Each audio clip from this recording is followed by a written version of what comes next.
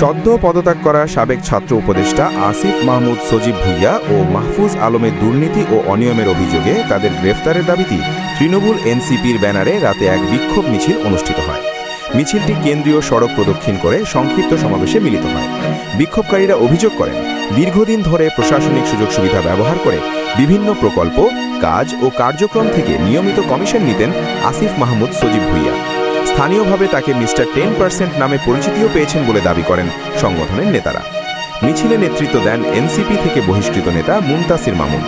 তিনি বলেন, স্বচ্ছতা, জবাবদিহি ও শুদ্ধতার নামে গড়ে ওঠা যে কাঠামো তা দুর্নীতি দিয়ে পচিয়ে দিয়েছে কিছু ব্যক্তি।